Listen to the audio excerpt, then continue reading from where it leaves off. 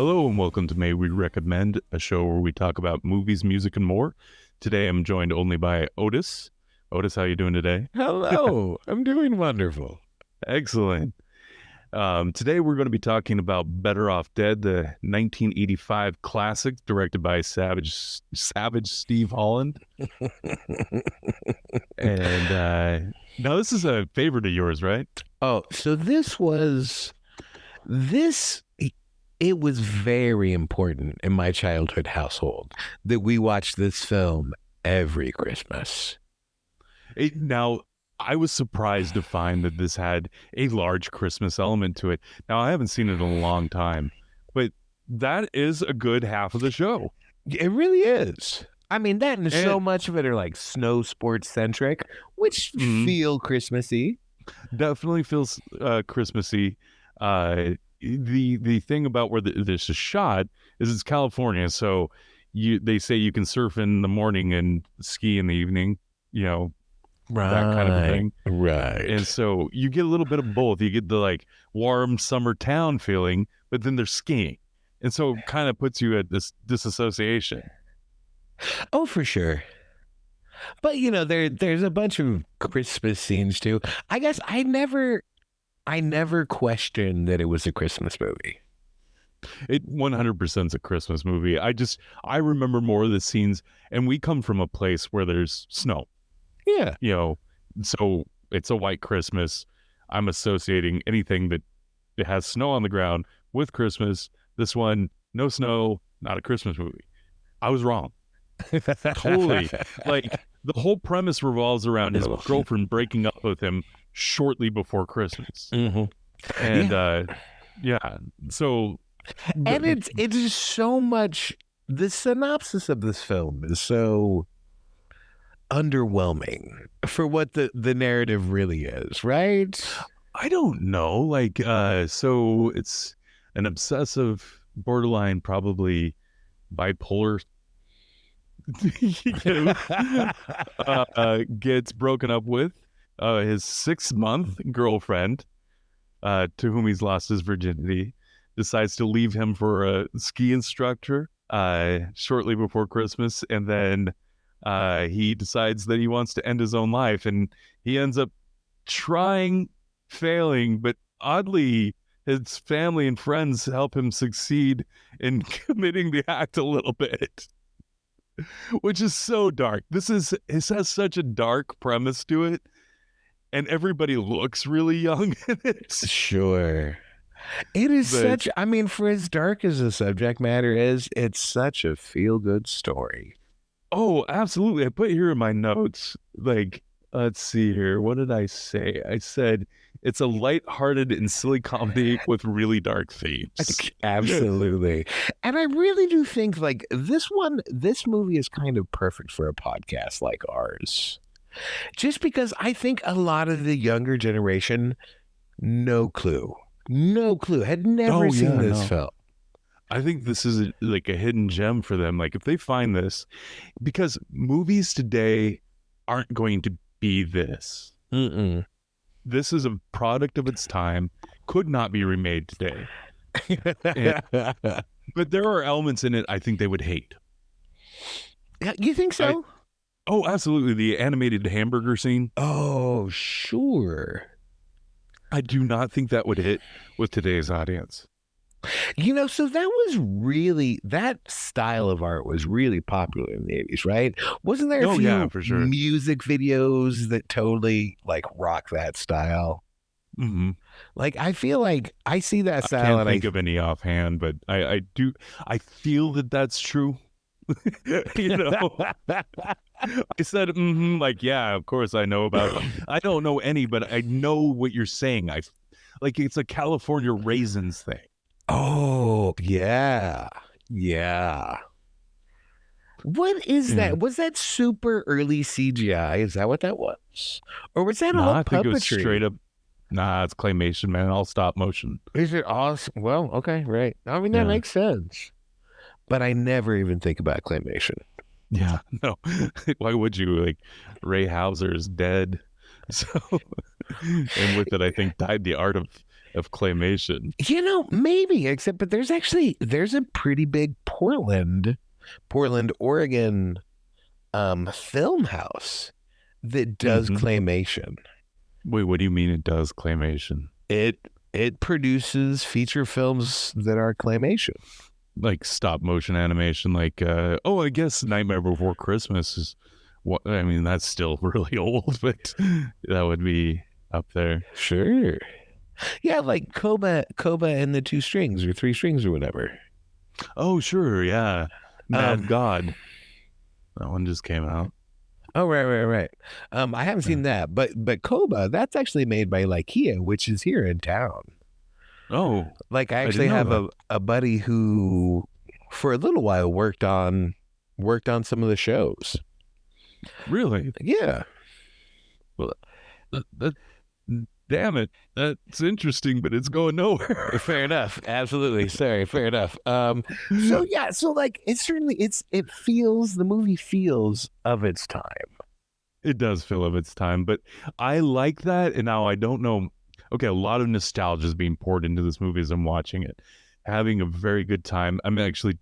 I asked my son, who's 16, to watch this before I did this show, Okay. and he didn't because he's 16. Um, but he said he would watch it, Sure. and I really want to get his take on this See. because it's so good. Like the little boy Badger, right? Which I think's Mhm. a play on the Leave It to Beaver. I think so too. Absolutely. Yeah. Uh like his stuff is bizarre. So there's a hyper like not even realism. It's cartoonish fantasy Oh, that for happens sure. throughout this movie. And now some of it you have to think is Lane. That's John Cusack's character. And you have to assume some of it's his hallucinations or how he perceives the world, right? We're going in through Lane's eyes essentially. Right. And we know how unreliable of a narrator that is. Absolutely. Right? Like we're seeing the world through the lens of a 17-year-old boy or 16-year-old boy. Right, a heartbroken 16-year-old boy. Right. Man, I have been that.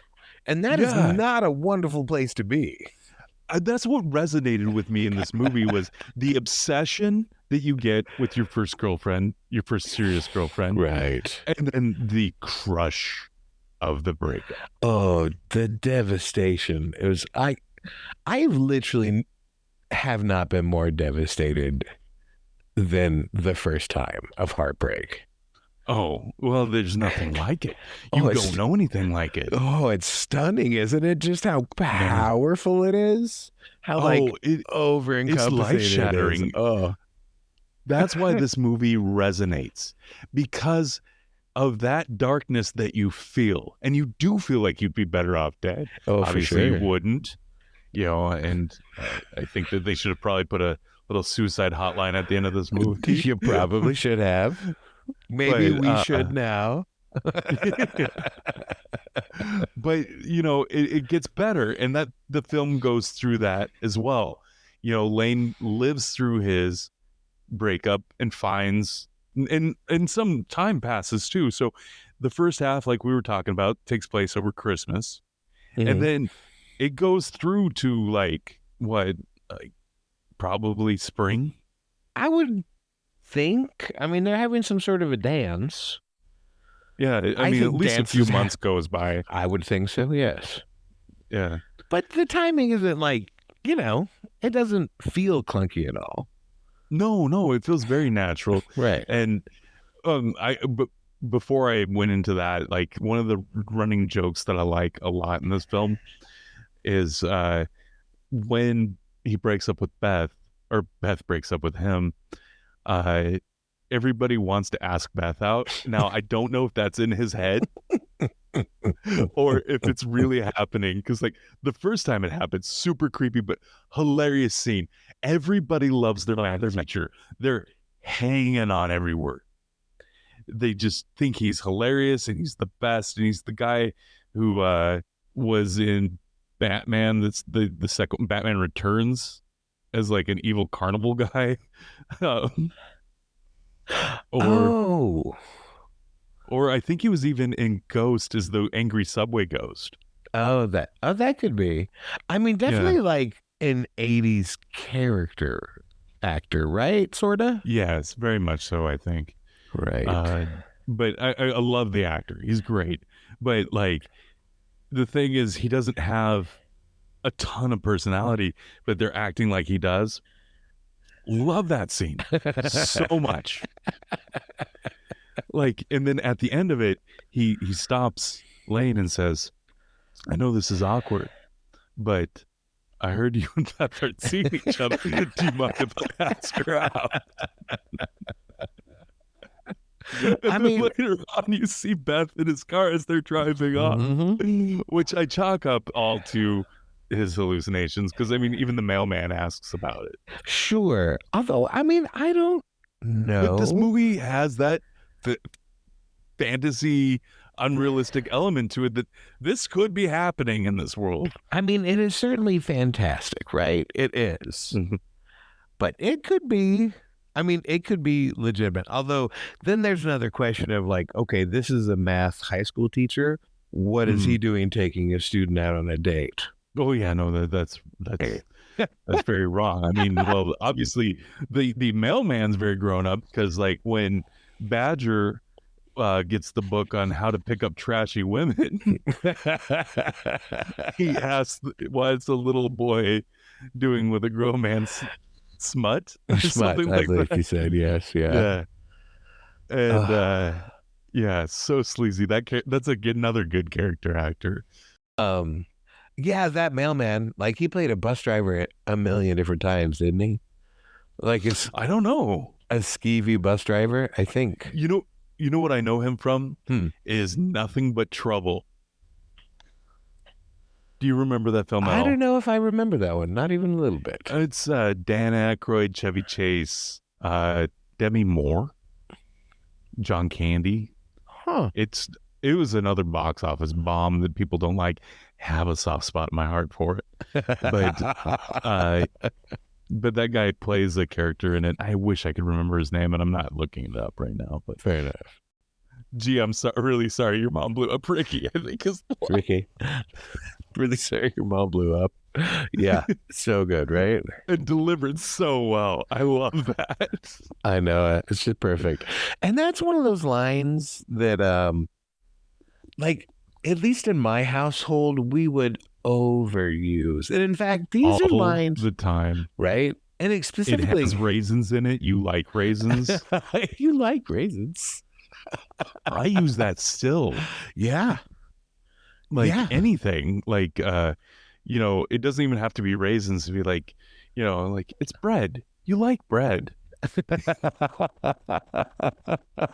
You know, and I certainly don't say it every single time, but anytime somebody charges me and the thing is $2, in the back of my head, there will always be the track, my $2.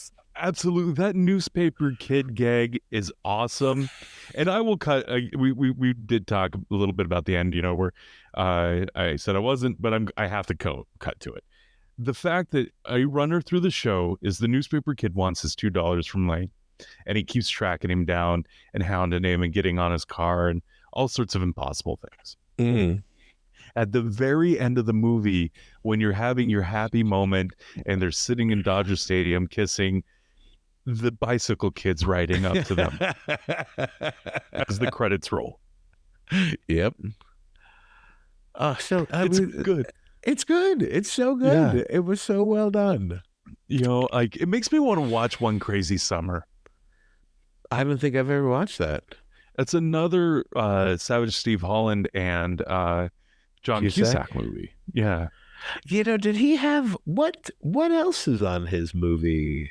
Cusack or Holland? Holland. Not much, man. He's Really? like How I Got Into College, and then he went on to Nickelodeon and did a bunch of Nickelodeon stuff. Huh. Yeah. Yeah, I don't know. Fair enough. I mean, whatever. I don't have a problem with anybody who moves over and like, man, if I were to get a job right now, like writing for Nickelodeon. If I got to work on the new Avatar writing for Nickelodeon, oh, Sure. man, I would like probably chop a foot off for that. Oh, absolutely. Like I don't think I don't think it was a bad move or like, oh man, he got out of the movie game. But he had, like One Crazy Summer, I think did pretty well. But Better Off Dead, this movie is so funny and so good that I would expect this guy to have like a movie career Sure. just doing these. But I mean, I guess his third film just crapped so hard that like it took him out. Well, I guess you're only ever as good as your last idea. I wouldn't mind talking about just how many tropes in cinema this movie created. Oh, you don't think that they're existing tropes? You think that they came from here? Can you think of a teen ski movie before this? I gotta say, I didn't watch a lot of teen ski movies, but like Ski Patrol, when did that come out? Oh, I don't know. Are you looking it up right now? Yeah, All right, nice. 1990. So yeah, no, maybe this is I feel like this is where the teen ski movie trope kind of got started, which is referenced in a lot of like Always Sunny did a thing about it. South Park has done a thing about it. Like a lot of people have riffed on this. And I think this is what started it. I'm gonna say that it was probably Hot Dog the movie from 1984, 1 year before this. Hot Dog the movie? Yeah. Oh, everybody loves that movie. Hot Dog the movie, they say. That's the one that started it all. I've never heard of it either. I don't know. It's probably someone's favorite movie out there, but I just looked up teen ski movies. Okay. And that Hot was Dog number the one. movie. All right. Came up. It's on Tubi if you want to watch it. But everything else looks like it's definitely from the 90s. Now I really kind of want to watch Hot Dog the movie. I'll watch Hot Dog the movie with you. All right. Next week, Hot Dog the No, movie. next week is not Hot Dog the movie. I'll cut that out for sure. Totally fun. Be a tyrant. I am a tyrant. I'm the editing tyrant. That's fun. That's your privilege. Please, so the character, the character who plays Roy Stalin, I think his name was Aaron Dozier. That can't be right. Dozier. Anyway, he looked 30. Oh, the ski captain? Yeah, the guy that Beth leaves him for. Oh yes, dude, he was totally 30, right? That's one of those things. He quit acting right after this movie too. So. Well, yeah, I think he retired, like rightfully so. No, he was super old in that movie, like to the point where I'm like, there's no way you're a high schooler, like because he was supposed to be the captain of the high school ski team, right? Yeah, absolutely. And he was 30, and he was like, oh, rough. It's a little rough. Like I'm like, okay, he's a good actor. I thought he did a great job playing the bully. Like he was a very unlikable person. He sure was. He might suffer from like Jeffrey Baratheonism or something. Whatever happened to that poor kid? Oh, right. He did a really good job at being hateable. Yeah, absolutely. So yeah, this guy does the same thing. Like I'm like, oh man, this guy really plays a jerk. It makes me wonder if he's a jerk. No, you're talking about tropes, right? Let's circle back to that for a second. Is being a basketball player and being a dumb, like, is that a trope? Like dumb basketball players? Oh, like that are aggressively dumb basketball players? I feel like it is, right? I don't know. When I saw that in here, I was like, huh, I get that with football. Like you see it with football players, but never basketball players. And then they're all dating one girl. That's a pretty funny joke too. That is pretty funny. I mean, so many good just concepts in the movie.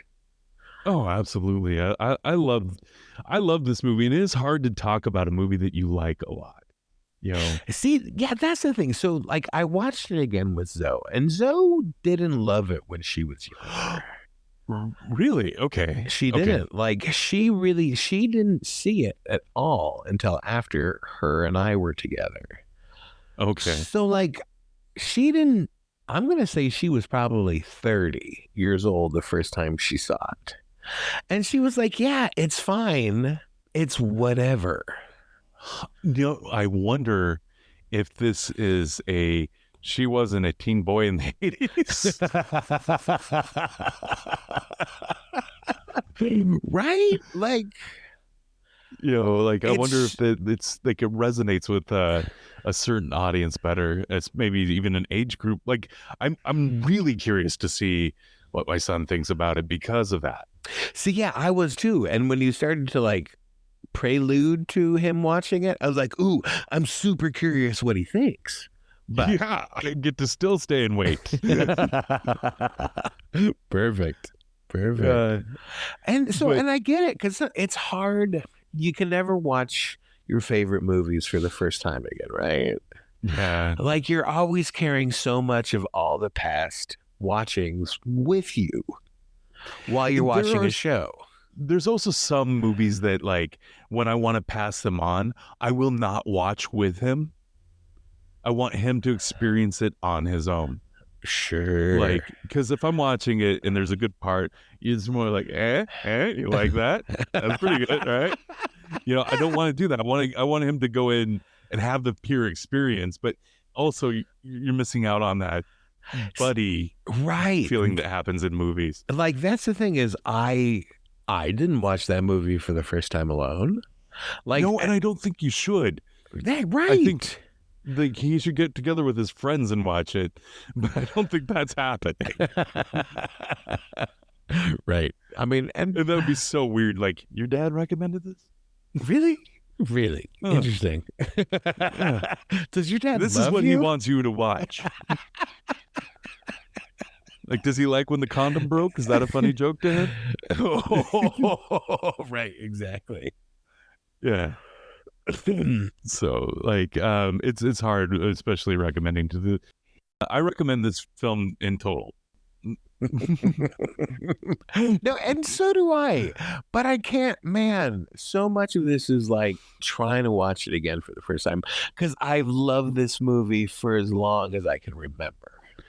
It had been so long that it felt like the first time for me. I was watching it and all the beats hit really well. Like, I'm like, oh, I don't remember that. Like, I vaguely remember something amazing happening with Badger. So, like, he builds a laser gun and it works. And I was like, pretty funny. Gets the book on how to pick up women. Weird, but really funny. Like, he's having a New Year's Eve party and there's a bunch of women in his house. Right. Trashy women. Trashy women at that. That's what the book is called. How to pick up trashy women. Right. Yeah. It's too perfect. Because that really resonated with me at the time too, right? Because I was a nerdy kid. And, you know, I was probably about Badger's age when this movie came out. Mm-hmm. So, it was just like, yep, perfect. No, absolutely you were. Like, I think he's going on 8. Right. So, yeah. Right in there, right? Like, I identified with Badger, and I thought that was rad.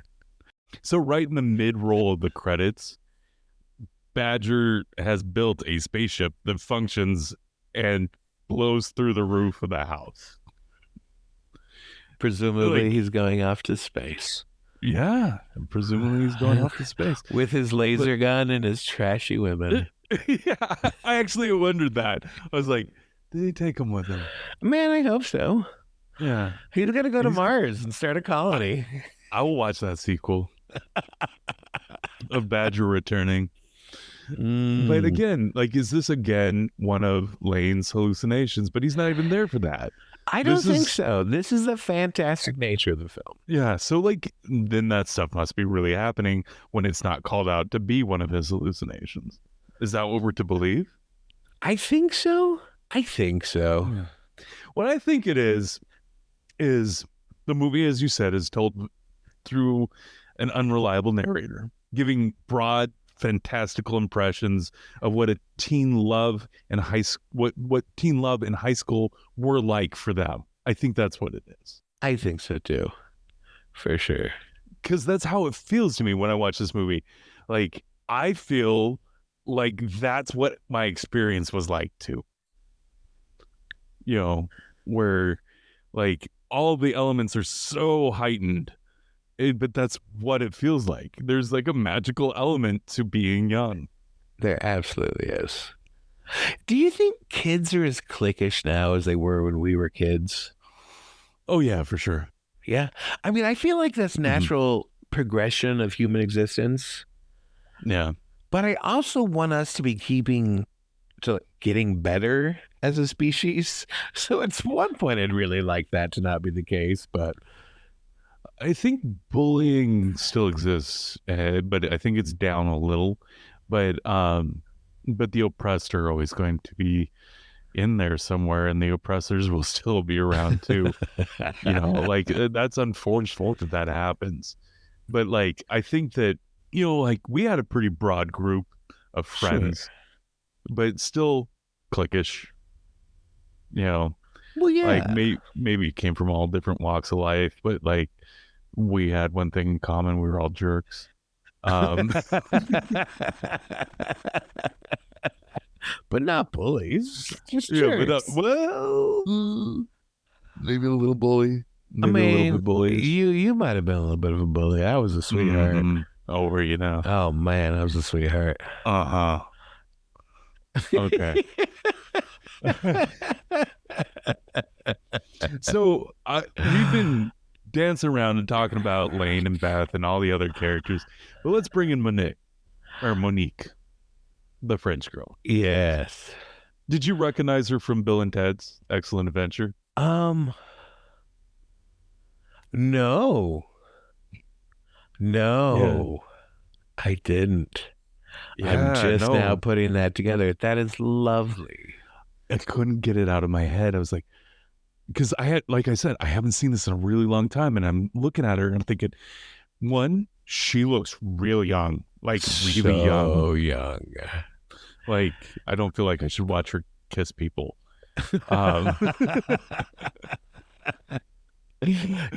So we talked a little bit about this earlier. There's the weird, because she was, for me, in that scene, like when they climb out from underneath the Camaro, and she has like the grease, perfect Camaro we bought for $200. $200, right? Cherry interior. Oh, fine body. Yeah, just lovely. It just needed couldn't run without a distributor. Yep, amazing car, a magical car. Car. It just needed a wipe down, and man, it was perfect. And you can finger tighten those lug nuts and they stay on. Oh, for so long. Yes. Yeah. So yeah, that aside. Yes, like, she's climbing out from underneath the car. She's on the dollies. She like climbs out from underneath the car, and she's got the grease on her forehead, cheeks, and chin. And like for a lot of years, just like that scene right there was the supremacy of female beauty. Hey, when I was a kid, I had a crush on her too. Sure. I mean, she was cute, but what's weird is she's not really my type, but that grease scene really is cute. There's something really cute about it. Super cute. And so now when now in the rewatching, I'm so different. So I still thought she was cute. I mean, yeah, she's cute for sure. Not like sexually cute, but that's the thing, like adorable. Like, I think this is part of the modern human condition, right? Like where we go through and we're nostalgic for the things we used to love. Like, go over to your like old people's homes. Like, look at their video collections, right? Oh, yeah, sure. They are so old because those are the things that they loved. Yeah. And those are the things that make them feel joy and youth, probably. Yeah. If we were to take our podcast, right, and you go into the Mind Palace and on your shelf is all the movies we plan on recommending. And they are the things that make us feel good, the things that we liked to watch. Sure. And you're right. I mean, it's going to date us. There's going to be a lot in here. And we're recommending these things so that the next generation, or maybe if you've heard it and you've never seen it, for you to get out and watch it too. And hopefully you like it as much as we do. So the French girl. Yeah, Monique, who was like Monique. the master. Like, did you think that she ran too close to being the Uber person? She can fix a car. She can throw a ball. She's not quite a manic pixie dream girl, but pretty darn close. But pretty darn close to it. Yeah, no, I think, but that encapsulates what we were talking about earlier. So you get over that initial heartbreak. It didn't kill you. And the next person you meet feels magical. Yeah. And that is what comes in with Monique. And she is right on cam. And she is magical though, because aside from being like a super bilingual manic pixie mechanic, she can also ski the K-12, man. Perfectly. She can perfectly ski the K-12. This whole movie, okay, so we haven't set up the premise enough. Like, Lane gets dumped, gets challenged by a bully to ski the K-12 to get his girl back at the end.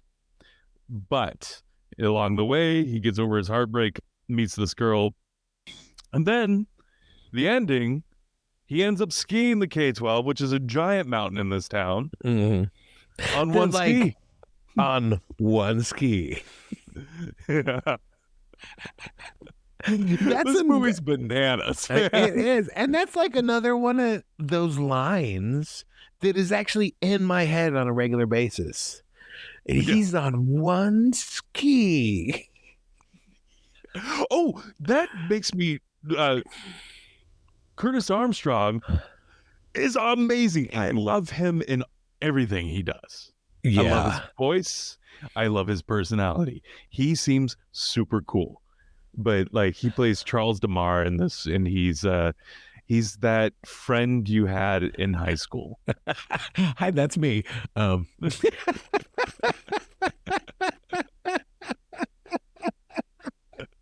No way, you were way cooler than him, man. But well, he was actually pretty cool. Like, there's this scene when Roy comes in and says, you know, hey, if you're gonna kiss her, you better shave her first. And he starts laughing at it in such a way that like it feels mocking, and then he keeps doing it. And then they're at this dance when he does this, and later on in the dance, he comes up laughing still. And I'm like, that is how you troll somebody. That is hilarious. Right? See, that is 100% what I thought too. Like, Yeah. I thought it was funny when I was a kid, but in this watching of it, I was like, that is so very good. And I absolutely need to remember to do that. Yeah, I felt the same way. I was like, next time someone's a prick to me, I'm going to do this. Right. Where Yeah. it's like, oh, it's so perfect. Oh, man, it is. I like I said, I love Curtis Armstrong. That dude is great. You know, so I'm not overly familiar. Like, I recognize him, but like, he will always be this character in this movie for me. You know, Booger. Yeah, that's the other one. So I know, like, I still think of him that he has done Booger in Nerds. Yeah, so I will think of him like I've seen Nerds and I kind of appreciate Nerds. I do. Mm. Kind of in the same way, but this Nerds is certainly raunchier. Like Yes, very much so. Like, it did not age well. Everybody knows that. right. Um Nerds 3 on the other hand aged super well.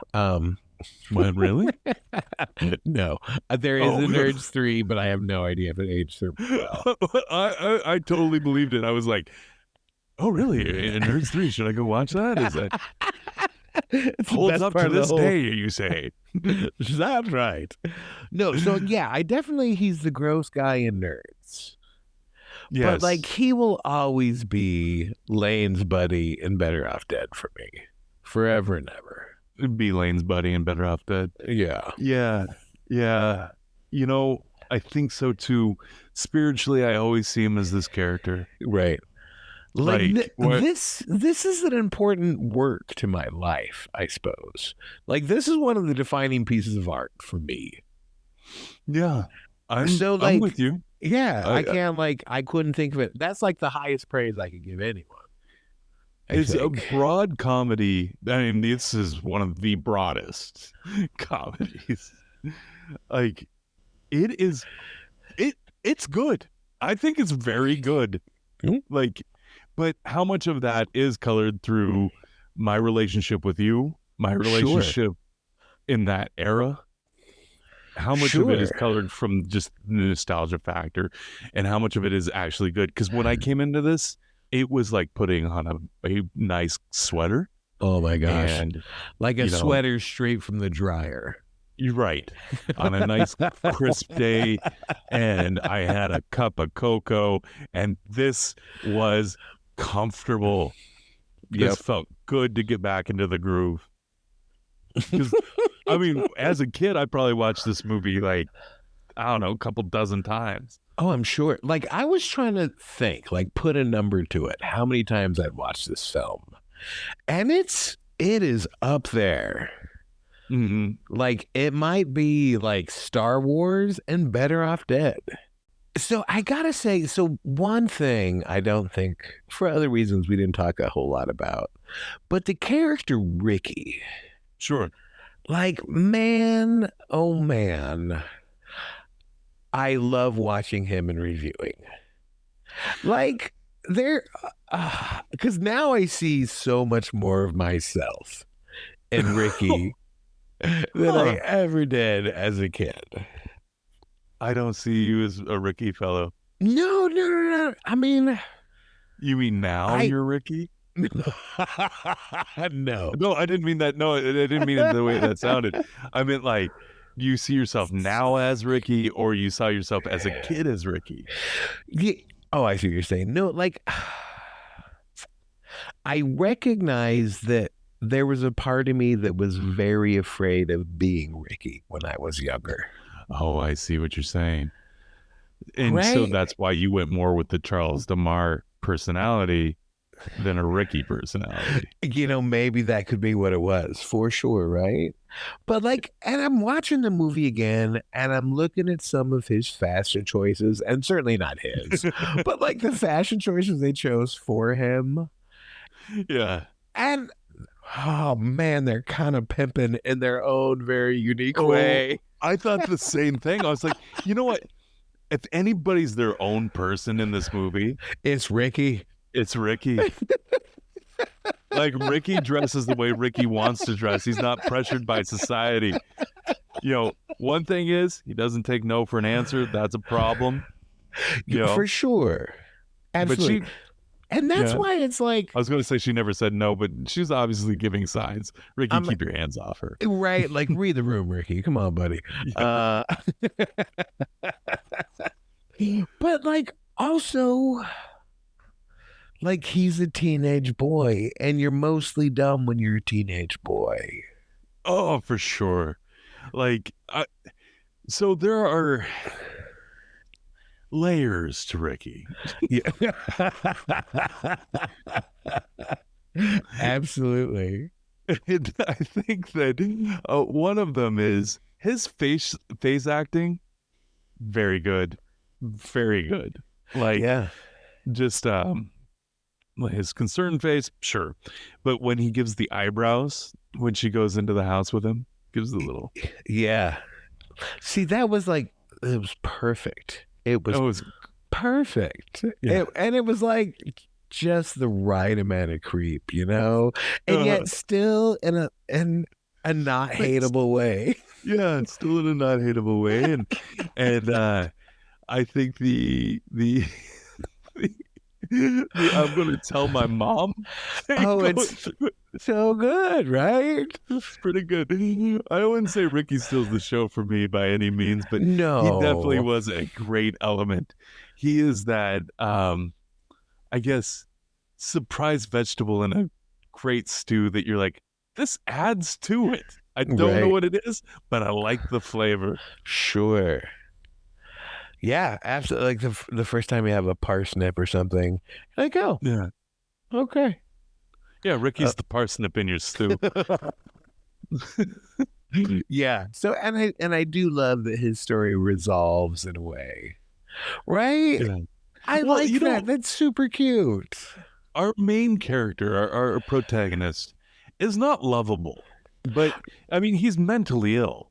Yeah, Like, he's absolutely. seriously mentally ill, to the point where you're like, well, you probably shouldn't be so obsessive with your girlfriend. Like, you're gonna lose her from that alone. But Right. yeah, Right. but like, he's still charming in his way. Like, is a 80s protagonist. He's not the worst. No, and I think the reason why I give his obsession a pass Yeah. is just because I felt that way before. I mean, I never Oh, took I it to know, but I the don't want to admit extremes, it. right? Except I do think there's something about that first love that is Mhm. so complete. You want The to put her face on every hanger in your closet. right. And what a hell of a closet, man. Oh, right? Like, what teenage boy has that closet for crying out loud? I don't have Yeah, that that's like now. the master bedroom. He's got an ensuite. Oh, okay. So I was thinking, so we were chatting a little bit yesterday via text, and you posted that photo of Lane with the axe from Mandy, Yeah, yeah. which which I thought was just delightful. But then I was also thinking it would be great if you could do that. But the one where he has all the cotton I almost swabs. used that one. Oh, just Yeah.